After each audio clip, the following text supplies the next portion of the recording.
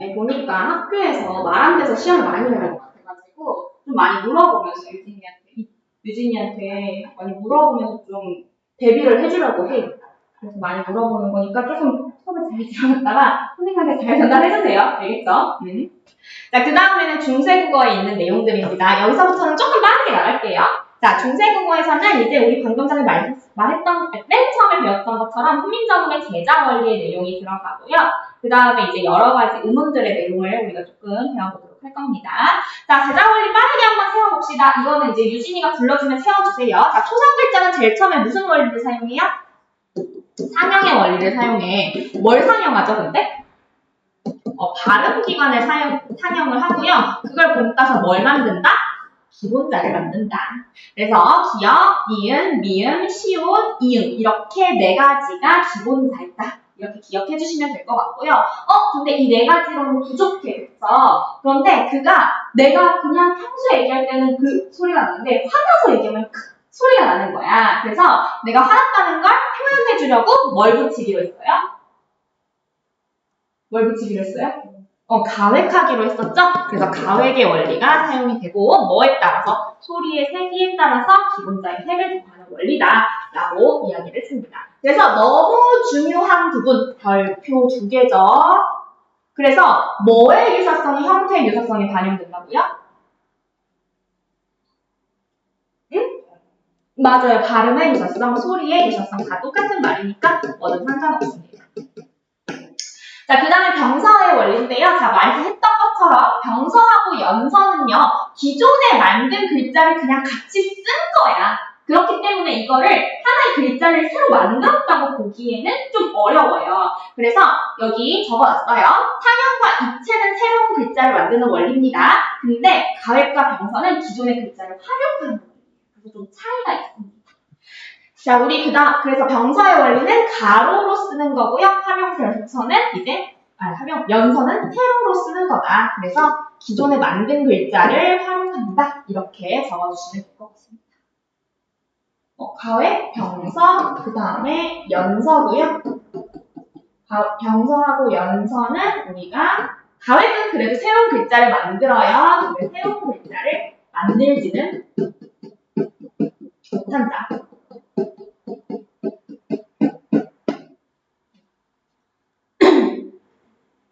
그 다음에 중성글자입니다. 자, 중성글자는 모음이라고, 지금 현대 모음인 거예요. 자, 우리 이거 빈칸 채워주세요. 상형의 원리를 사용했죠. 근데 뭘 본땄어요? 천지, 하늘, 땅, 사람을 본따서 만들었습니다. 자, 그 다음에는 합성의 원리를 만들어가지고 새로운 글자를 만들었고요. 아래아가 하나 있으면 초출자, 아래아가 2개면 제출자라고 이야기를 했었습니다. 그 다음에 합용의 원리는 기존에 만든 몇 개? 11개의 글자. 이거 은근히 물어봅니다. 그래서 11개의 글자를 합쳐서 새로운 글자를 만드는 거고요. 요거가 합용의 원리인지 제출자인지 헷갈려하는 친구들이 있더라고. 요거. 의하고 와. 이거는 전부 다 합용의 원리예요. 왜냐면은, 보세요. 이 의 같은 경우에는 살펴보면은 아래아가 몇 개야? 없죠. 뜯어봐. 아래아가 없잖아. 그 다음에 우리 지금 보니까 여기 와 같은 경우에는 물론 와 같은 경우에는 아래아가 몇 개야?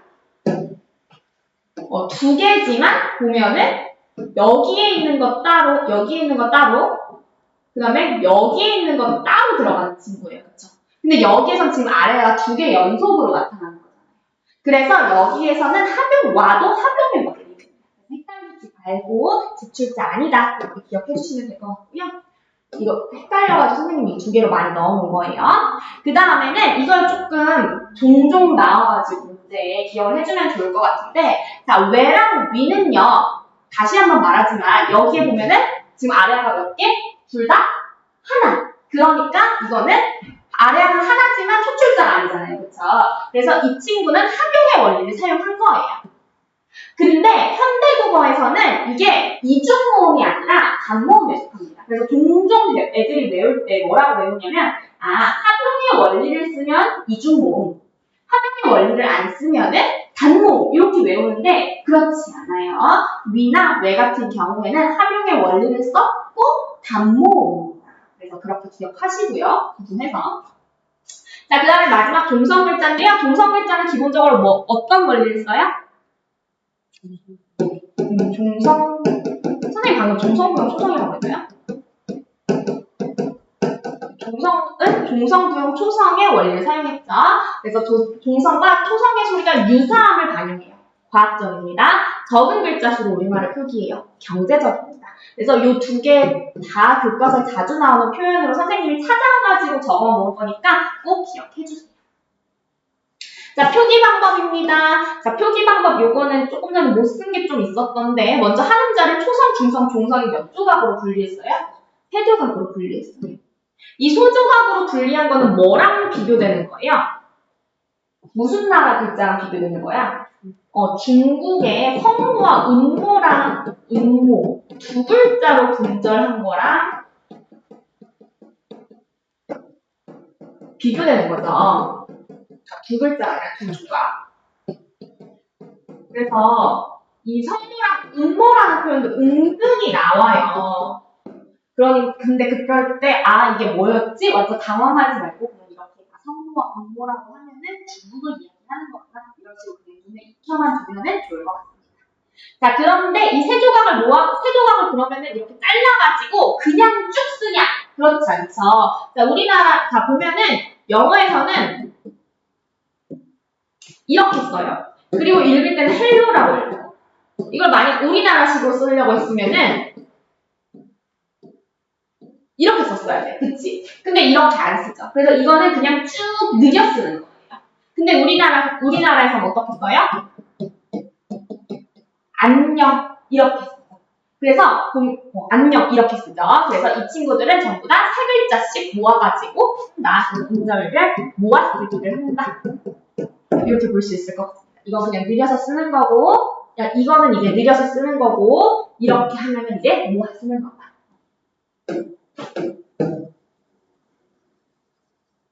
자, 그 다음에 우리가 이제 마지막으로 있었던 것은 소리의 높낮이를 표현하는 건데, 이런 걸 뭐라고 해요, 우리가? 방점이라고 하고요. 방점은 뭘 표기하는 거예요? 성조를 표기하는 거예요. 요거 구분을 합시다. 자, 지난번에 선생님이 한번 말씀드렸는데, 성조는 뭐다? 의문이다. 처음 듣는 것 같은 표정을 하면 어떡해요? 처음 듣는 거 아니죠? 아니죠. 그런데 방점은 뭐다? 의문을 표기하는 거다. 지금 우리 표기 방법 배우고 있잖아요. 그쵸? 그래서 의문을 표기하는 거다. 그래서 둘은 같다, 다르다? 같다, 달라요. 다르죠. 성조는 약간 한국어 같은 느낌이고요. 그 다음에 방점은 한글 같은 느낌입니다. 그 구분하셔야 돼요. 하시고 있죠? 네, 그래서 해주세요. 그래서 옛날에는 우리가 그래서 이거 기억해야 돼요. 자, 의문이 소실됐다고 하면은 방점이 소실된 걸 보세요. 방점이랑 성조 둘 다 소실됐어요. 우리 현대국어에서. 근데 의문의 소실을 고르라고 하면 방점 소실 고르면 돼요, 안 돼요? 안 돼요. 성조 소실 고르면 돼요, 안 돼요? 돼요. 그런 차이가 있어서 지금 얘기를 하는 거예요. 구분하셔야 됩니다. 구분해야 되는 거예요. 자, 그 다음에 표기법이 있어요. 조금 전에는 이제 의문을 표기하는 방법을 정리를 한 거고요. 다음 표기법인데, 자, 표기법은 먼저 이어적기가 있었고요. 그 다음에 이건 중세국어예요. 표기법에서 이어적기가 있었고요. 그리고 받침을 표기할 때는 팔종성법을 사용했었습니다. 자, 팔종성법에서 우리가 기억해야 되는 건 뭐예요? 칠종성법에서 이제 곧 나올 거니까 디귿하고 시옷이 둘 다 있다. 라는 걸 기억하셔야겠죠. 그 다음에 띄어쓰기가 없습니다. 자, 우리가 지난번에 얘기했었는데 이어쓰기라는 것은 의문을 강조하는 거예요? 의미를 강조하는 거예요? 의문을 강조하는 거죠. 그래서 소리를 강조한다. 반면에 우리가 지금 적고 있는 끊어적기 같은 경우에 뭘 강조하는 거다? 형태수를 강조하는 거죠. 현대국어에서는 그러면 끊어적기만 사용되나요? 이어적기 사용 안 되나요? 사용돼요. 자, 보세요. 이거 읽어보세요. 가을이죠? 안 보였었나? 아, 미안해요. 가을이죠? 그래서 이거는 지금 이런 경우에는 언제 배웠더라? 단어 배울 때 이런 거 가지고, 형태소랑 단어 배울 때 이거 가지고, 가을은 형태소를 밝혀서 온 거다. 물어봐요. 그럼 형태소를 밝혀서 온 거라고 하면은 틀리죠. 그냥 소리 나는 대로 적은 거. 이렇게 얘기를 해서 소리 나는 대로 적은 이런 경우를 이제 현대국어에서 이어적기가 일종의 사용된 거다. 이렇게도 볼 수 있습니다. 자, 그 다음에 예를 들어서 이런 거 있잖아요. 목, 도리. 이건 원래 뭐예요? 목에다가 도리를 합친 거예요.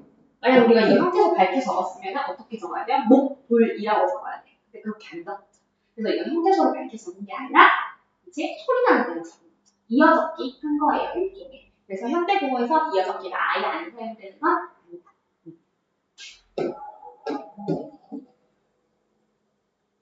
이것까지 나오지는 않을 것 같아요, 시험에. 자, 의문이 있습니다.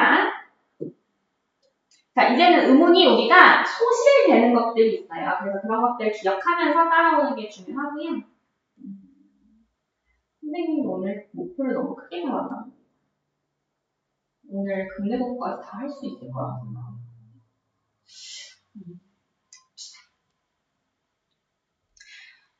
일단 그 의문이 있고요. 자, 의문에는 먼저 어떤 것들이 소실됐는지 현대국어랑 다른 점들을 위주로 정리를 할 거예요. 자, 먼저 그 중세국어에서는 경음, 된소리 계열이 등장을 했었어요. 그래서 이런 것들이 사실상 어두자음으로 표기가 됐습니다.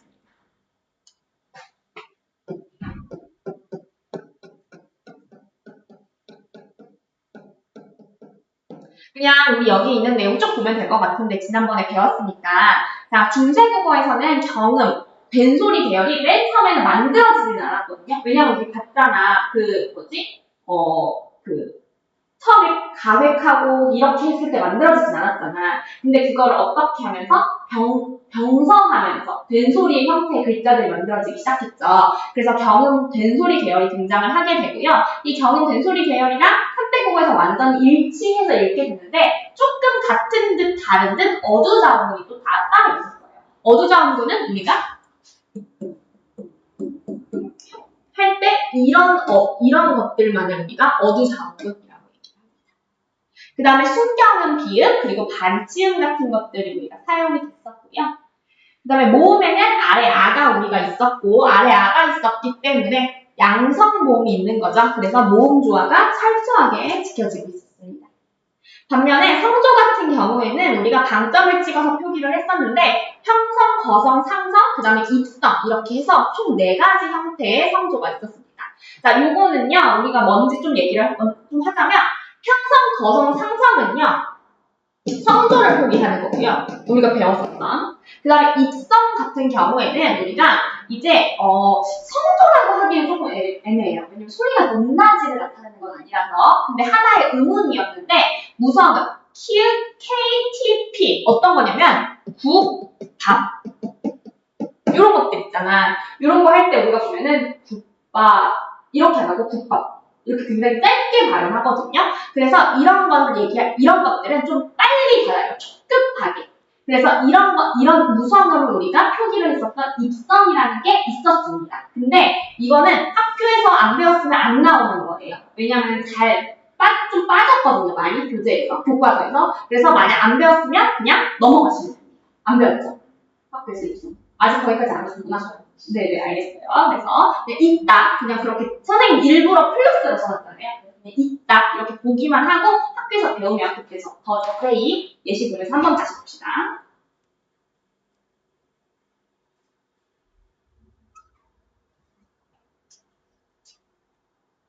선생님이 반대로 얘기를 했네. 미안해요. 잠깐만. 좀 줄여가지고 다시 설명할게요. 선생님이 반대로 얘기했는데 미안해요. 이 네 개 다 성조고요. 지금 성조 아래 있으니까 이 세 가지는 당점으로 표기하는 거고 이거는 당점 표기가 아니에요. 하지만 성조입니다. 선생님 반대로 이야기했어요. 미안해요. 그래서 평성, 거정, 상성은 방점으로 표기하는 성조고요. 입성은 방점과 상관없이 나타나는 성조입니다. 자, 다음으로 우리 이제 문법인데요. 이것들도 우리 다 배웠었던 거라서 빠르게 한번 채우면서 정리해보도록 할게요. 유진이가 한번 채워볼 겁니다. 자, 주격조사에서는 어떻다? 세 가지 형태가 나타난다. 우리 지금 현대국어에 없는 형태. 이하고 영형태가 있었고요. 그 다음에 가는 존재하지 않았습니다. 자, 우리 하나씩 봅시다. 자음 뒤에서 나타나는 것은 이 영형태 중에서 뭐에 해당해요? 이에 해당하죠. 그러면은 모음이나 반모음 이 외의 모음 뒤에서 뭐가 나타나요? 맞아요. 이가 나타나죠. 그래서 뭔 차이가 있냐면 이가 사용되면은 연음이 되는 거예요. 그쵸? 그래서 하나의 글자 자리를 차지합니다. 근데 그냥 이만 있게 되면요. 그냥 여기 뒤에 바로 붙는 거예요. 결합되는 형태인 거예요. 알겠죠? 자, 모음이나 반모음 이 뒤에서 어떤 형태가 나타납니까? 영형태가 나타나죠. 그 다음에 관형격 조사인데, 관형격 조사는 애나 의 계열과 시옷 계열이 함께 나타났어요. 자, 어떤 식인지 한번 봅시다. 자, 제일 첫 번째로 뭘 우리가 봐야 되냐면 항상 명사가 유정명사인지 무정명사인지를 봐야 돼요. 그쵸? 그래서 유정명사면 시옷 계열을 사용해요. 애나 의 계열을 사용해요. 시옷 계열을 사용해요. 애나 의 계열을 사용해요. 네? 애나 의 계열을 사용하죠. 근데 뒤에 양성 모음이면 모음조가 있어야 되니까 애가 사용이 돼야 될 거고요. 그 다음에 유정명사는 뒤에 음성 모음이 오면 음성 모음이니까 의가 와야 되겠고요. 그 다음에 유정명사가 근데 만약 아니야. 무정명사야. 예를 들어서 나무 이런 거. 나무는 지금 감정을 느낄 수가 없는 존재잖아. 이 유정명사랑 무정명사를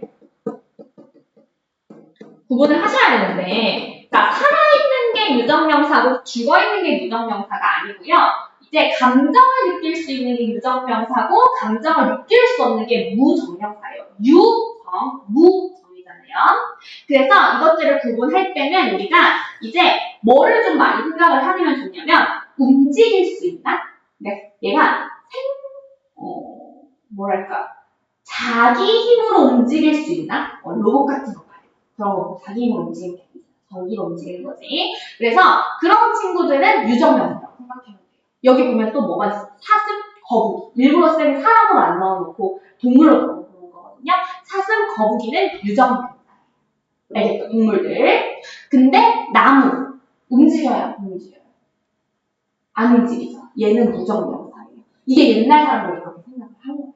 우리가 조금 지금 생각하는 거랑 좀 다르죠. 그래서 이게 조금 헷갈릴 수 있는데 일단 움직인다. 지몸으로. 동물, 사람 이런 친구들. 그러면은 얘네들은 전부 다 유정명사. 못 움직인다. 그러면은 얘는 무정명사. 그렇게 생각을 해주시면 될 것 같아요. 자, 그래서 이런 경우에는 우리가 무슨 계열을 사용해요? 애나 의 계열을 사용해요? 시옷 계열을 사용해요? 시옷 계열을 사용합니다. 시옷 계열이 나타나는 거, 그 다음에 아래 앞에 있는 거 적혀주세요. 자, 그런데 혹은 높임의 대상이 경우도 있어요. 그래서 그런 경우에는 우리가 부첩 이런 식으로 부처님은 높임의 대상이죠. 이런 사람들 뒤에도 유정명사지만 움직일 수 있으니까 그렇지만 높임의 의미로서 시옷 계열을 사용합니다. 폭격조사가 있는데요. 폭격조사는 우리가 높임의 뜻을 나타내는 하가 있었고요. 이건 우리가 높임격 배울 때 한번 배웠었습니다. 자, 그 다음에 비교부사격 조사도 우리가 안 배웠었는데 하나 알아두면 좋을 것 같아요. 자, 뭐냐면 우리가 애가 있어요. 애가 현대국어의 와랑 과 같은 역할을 해요. 예를 들어서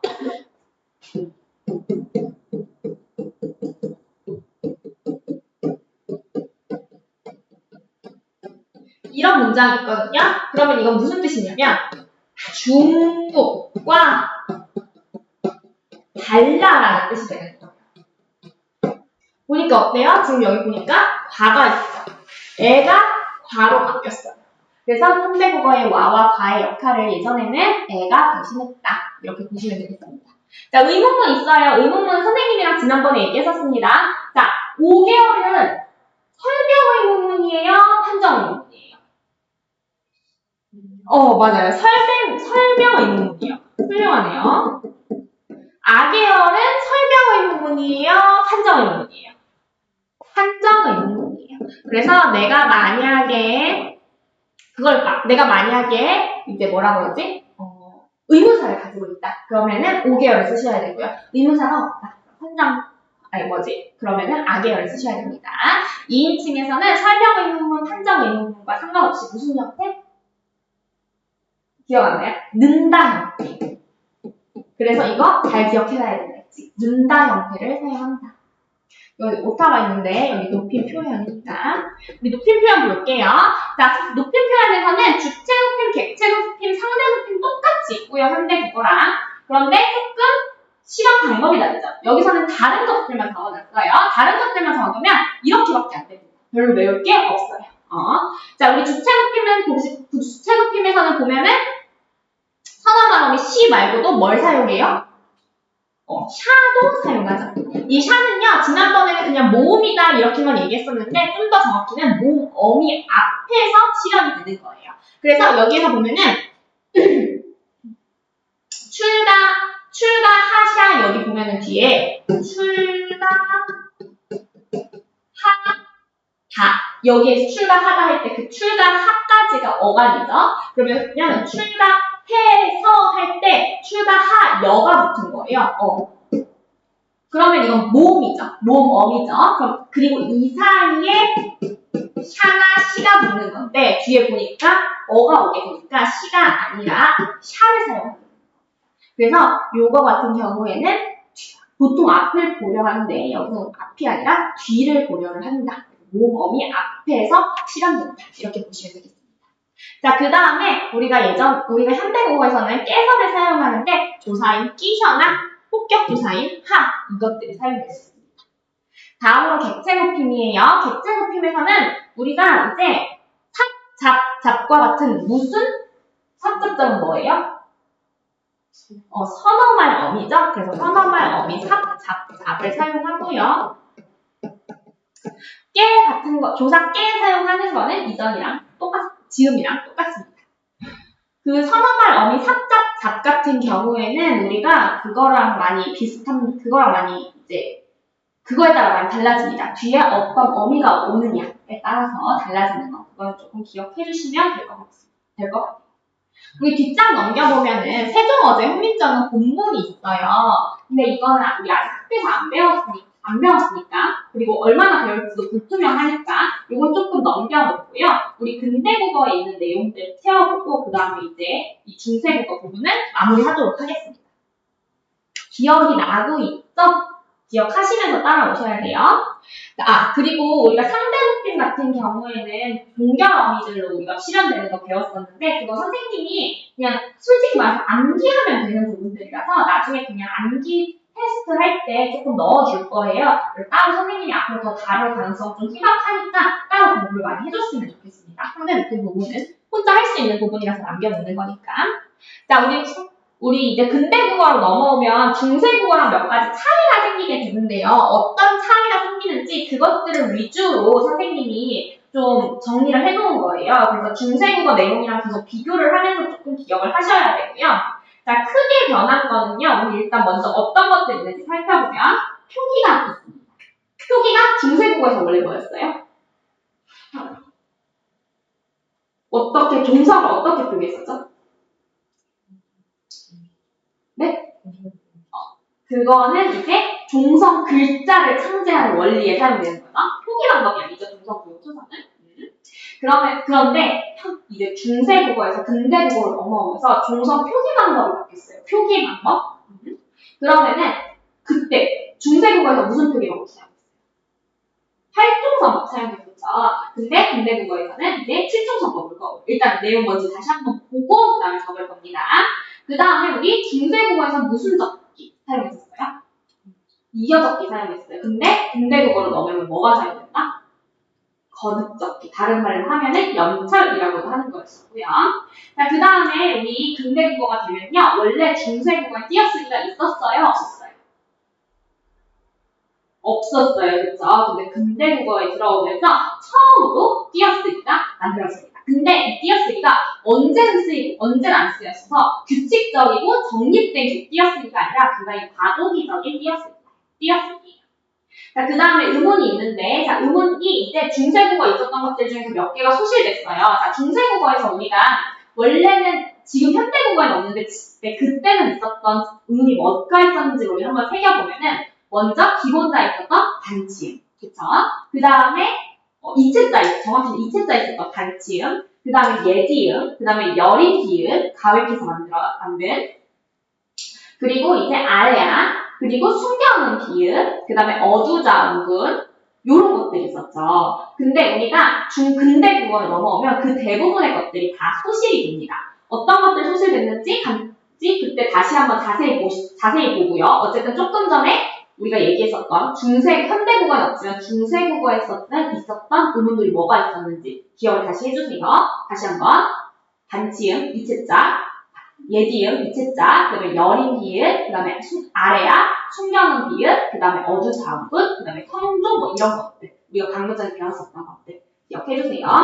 그 다음에는 이제 우리 의문 변동이 조금 전에 중세국어에서는 우리가 알고 있었던 의문 변동이 거의 하나도 없었거든요. 근데 근대 국어로 넘어오면서 현대 국어 같은 의문 변동이 조금씩 나타나기 시작합니다. 그거 지난번에 마더통 할 때 배웠었는데 그거 이번에 다시 한번 좀 정리할게요.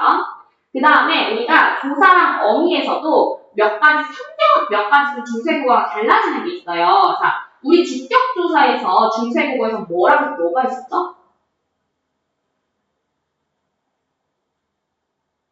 중세국어에서 우리 주격조사 뭐 있었어요? 가가 있었어? 있었던 거예요. 중세국어에서.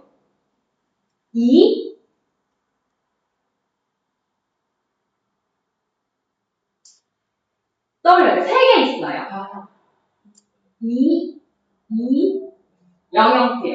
그거 얘기하는 거예요. 중세국어는 이렇게 3개 있었죠. 지금 다시 복습하는 거예요. 근대국어 가기 전에 중세국어에 뭐 있었는지. 왜냐면 차이점을 비교하는 거라서. 중세국어 떠올리면 돼요. 근대국어 생각하지 말고. 그 다음에 우리가 또 그 다음에 이건 그리고 그때는 우리가 그 모음 중에서 아래아라는 게 있었어요. 아래아는 양성모음, 중성모음, 음성모음 중에 뭐에 해당해요?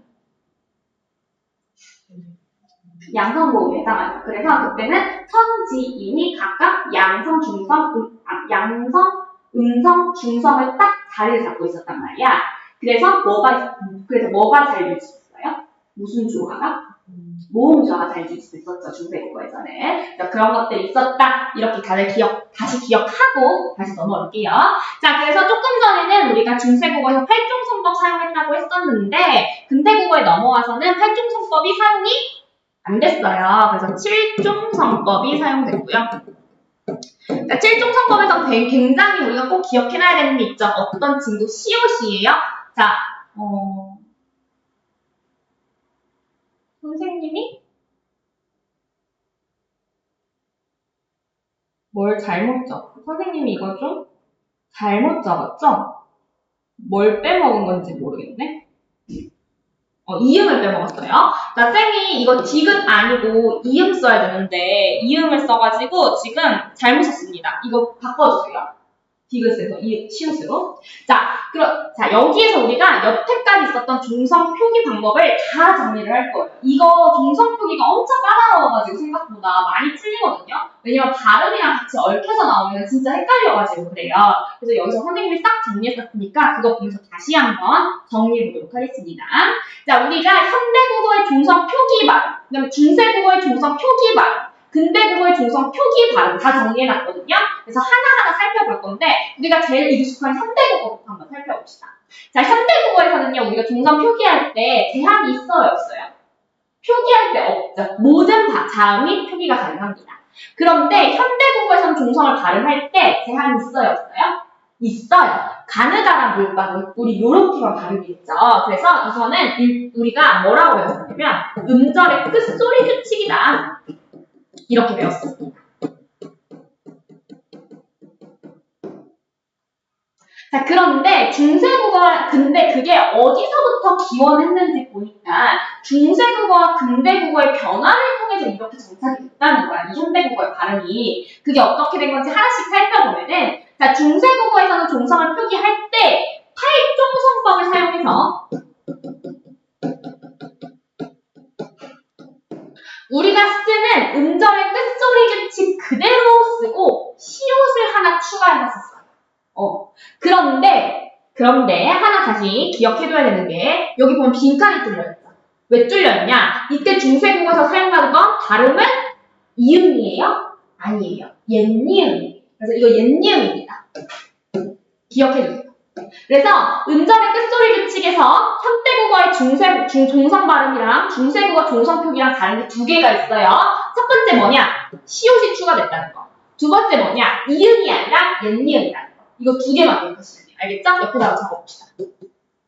시옷 추가. 두 번째, 이음 아니고 옛니음. 당연하지. 예전에는 이음이 언제 쓰는 거였어?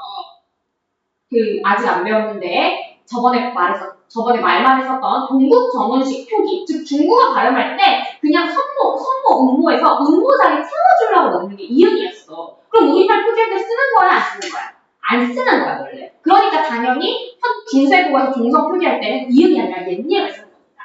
옛날에는 원래 옛니음이 받침 발음이었어요. 자, 그 다음에 중세국어에서 종성을 발음할 때는 그러면 어떻게 했냐? 쓰는 거랑 똑같이 발음했어요. 그래서 8개. 가느다란 물방울에다가 이제 시옷하고 옛니음 이렇게 했었습니다. 자, 그런데 근대국어에서 종성을 표기할 때는요, 중세국어랑 약간 달라지게 됩니다. 어떻게 달라지게 되냐면 현대국어랑 더 닮아지게 돼요. 어떤 식이냐면, 자, 근대국어에서 종성을 표기할 때는요, 종성을 발음하는 것부터 봅시다. 여기 근대국어에서 종성을 발음할 때는요, 현대국어랑 거의 유사해져요. 가느다란 물방울. 근데 옛니음을 사용합니다. 옛니음. 그래서 이걸 제외하고는 현대국어랑 완전히 같아져요. 근데 표기할 때는 아직 이게 다 정립이 되지 않아서 조금 혼란스럽게 표기가 되는데 어떤 식으로 표기가 되냐면 먼저 디귿 대신 시옷으로 표기를 하고요. 그 다음에 옛니음 대신 이음이 표기를 하게 됩니다. 왜냐? 이때 옛니음이 이미 소실이 됐어요. 표기 소실이 됐어요. 그래서 이음으로 표기가 바뀌게 된 거예요. 그래서 발음은 그대로지만 음은 표기가 소실됨에 따라서 옛니음이 이음으로 표기가 변경되었고 하지만 사실 발음은 옛니음의 형태를 그대로 유지하고 있었다.